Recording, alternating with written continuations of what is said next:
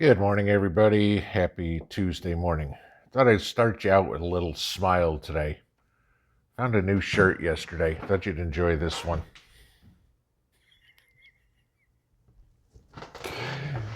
Had to go into town to pick up something for Mrs. P, and they had this shirt there in the window. I'm like, I gotta get this. So, all right. So that was just fun start for the day. For all those of you that homeschool, I'm going to take a little off your plate this morning.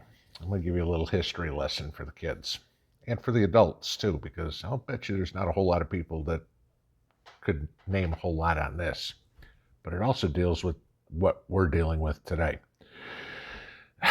In about 3 weeks, we are going to celebrate the 239th anniversary of the signing of the Treaty of Paris.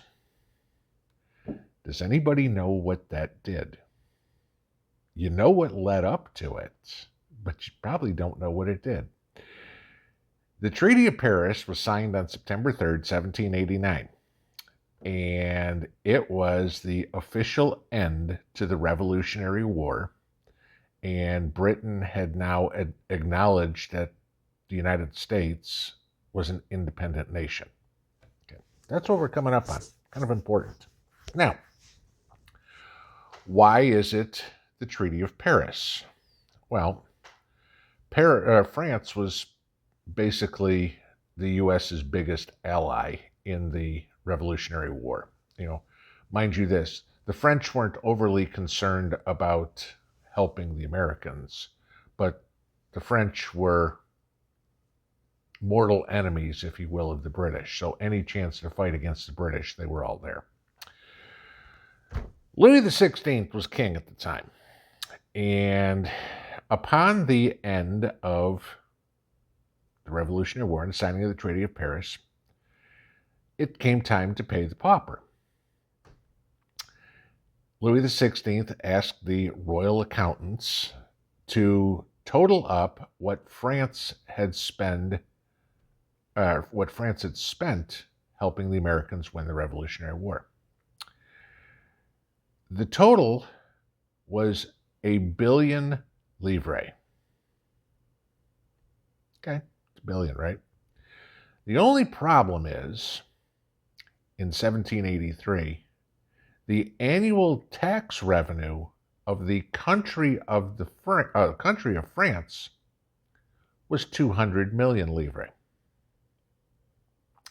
So France had spent the equivalent of 5 years of all its tax revenue on helping America win. So what happened in the aftermath? Well, America was a new country. England was beaten and bruised, but not down for the count. And France was broke. Yeah. So the big loser in the American Revolution wasn't Great Britain. It was France.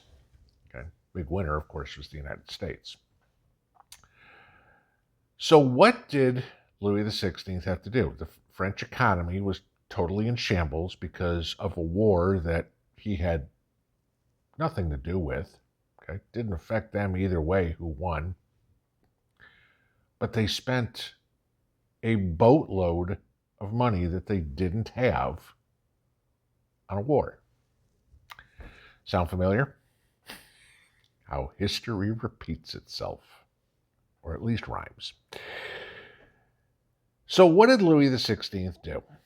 Louis XVI decided that he needed money. Well, the one thing that he did control were the tax collectors in France. What did they do? They started raising hell with the people, okay?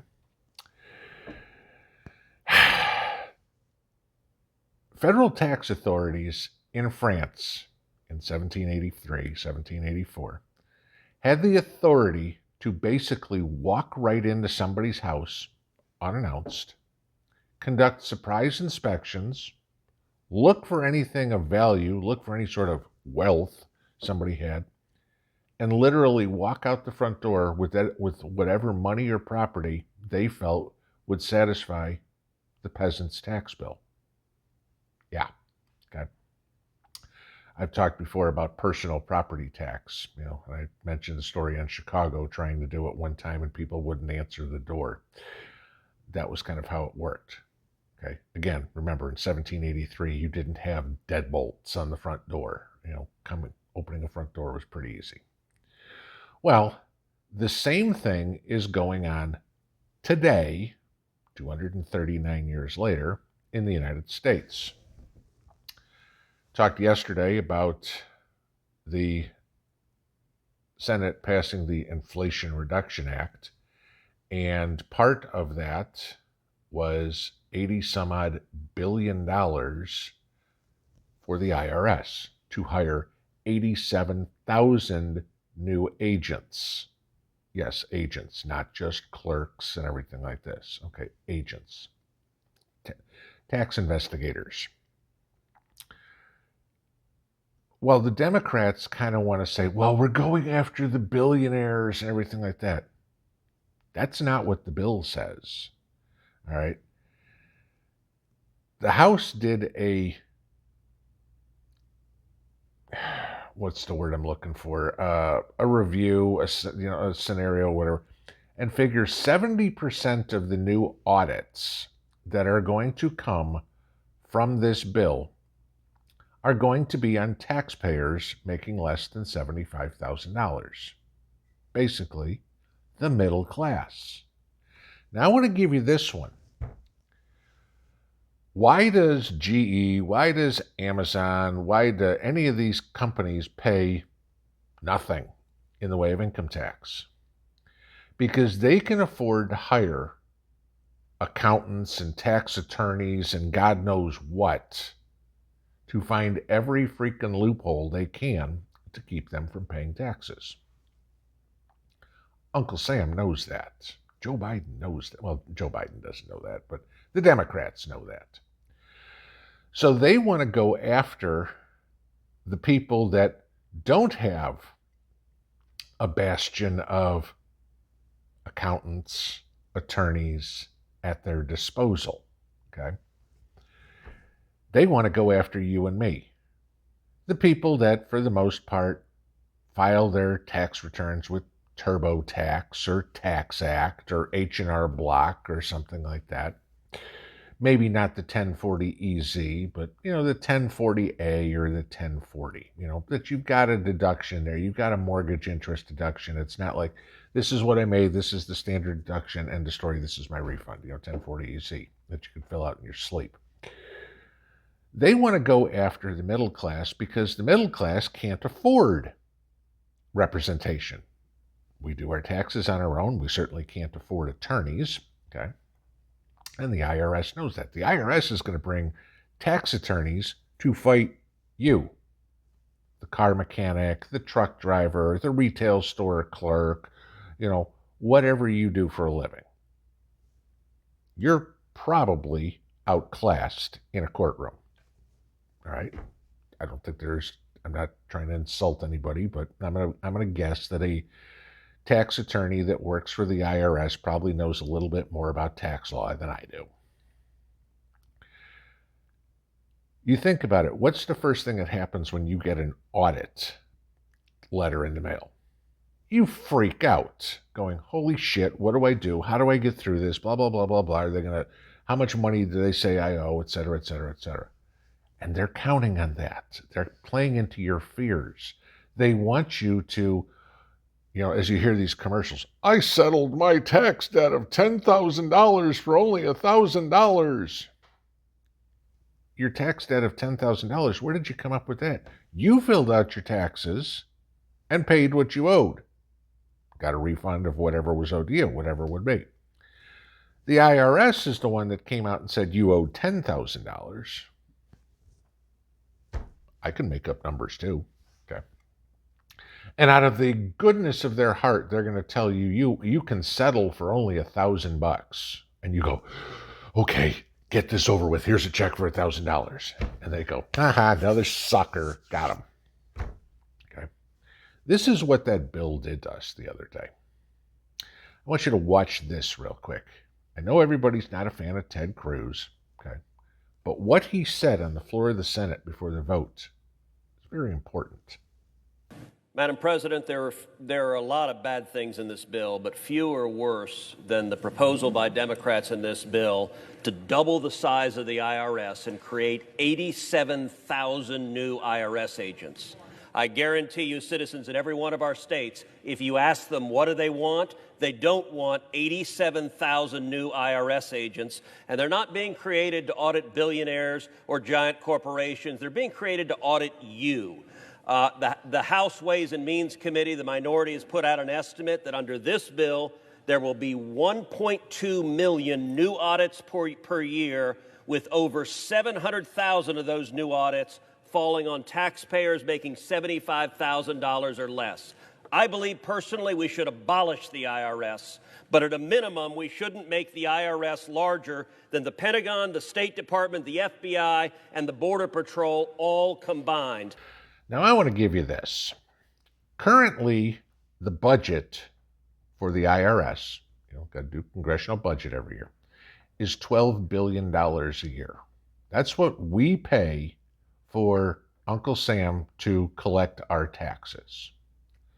Joe Biden is increasing that by another $8 billion a year, bringing it to 20.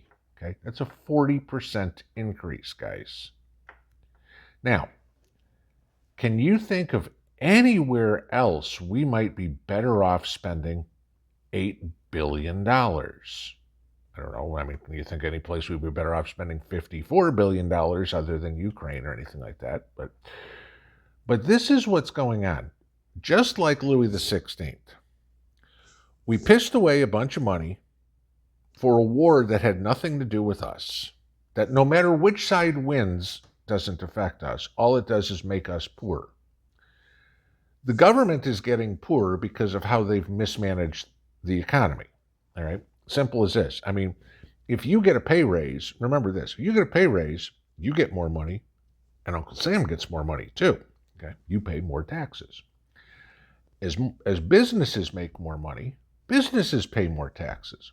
But because of all the idiotic decisions that have been made in Washington, businesses are making less and less and less money, which means there's less and less and less tax revenue, and we're sending it all to Ukraine so they can send it to China. Okay, great. I talked about that the other day. But this is what you look at. Now it's, oh my God, we don't have enough money. Let's go chase the people for more taxes. They're going to do all sorts of audits, okay? Doesn't matter. But mind you this, the break even, the IRS has to find $8 billion in tax revenue that was cheated, and they're going to do it by going after the middle class. Start thinking about this. In my example before, $10,000 bill will settle for $1,000. How many people do they have to get $1,000 from to collect $8 billion? Just to break even. Just to say, okay, all these people that we hired, government employees, gee, I wonder which way they vote, okay, just to break even. They've got to go destroy at least the psychology of 800,000 families. Okay, that's what you're looking at to collect their $8 billion at $1,000 a piece. This is what is in this bill. Cruz said it perfectly when he said, if you go ask the people what they want, you won't find anybody that says, ooh, hire 87,000 more IRS agents. No, we have to have some, okay? We got to collect taxes. I absolutely agree with Ted Cruz on getting rid of the IRS. Taxes should be very simple. Like I said, flat 12%, end of story. Everybody pays 12% at the end. No write-offs, no nothing. I'd say do it in a sales tax, which would be even more fair, make a 12% federal sales tax, because obviously the rich buy expensive things and the rest of us buy Walmart stuff. Okay, they're going to pay more. The problem is then you've got to go collect money from the retailers, and trust me, I've done tax collection in my past 30 years ago, first job after school. Yeah, a lot of businesses that don't pay their taxes. Okay, or don't pay the sales tax, don't pay the unemployment tax, whatever it is that they're supposed to. So that the collection would be the hard part now. But that's me thinking past the tip of my nose. Beside the point. So this is what we are facing. Be prepared. Have your forms in order, because the chances of you getting audited, once the House signs off on this, I think Thursday they come back, you can guarantee this is going in quick. And you know damn well, just like Louis XVI, Biden's going, we need money. Go take it from the people. No, don't spend less. Go take the money from the people. Food, water, wealth, whatever, housing. Are you seeing this? They are trying to take your entire life away from you. They will not be satisfied until we are all paupers and they are all kings. That is the World Economic Forum. That is the New World Order. That is why every one of these clowns, all 537 of them in Washington, Congress, House, and the White House, okay, need to go. We need to put shopkeepers, business owners, that sort of people in the White House, because the last time I read the Declaration of Independence, it didn't say, we the people, of the lawyers, by the lawyers, for the lawyers. I don't know. If you can find that copy, please send it to me. Enjoy Tuesday. Pinball out.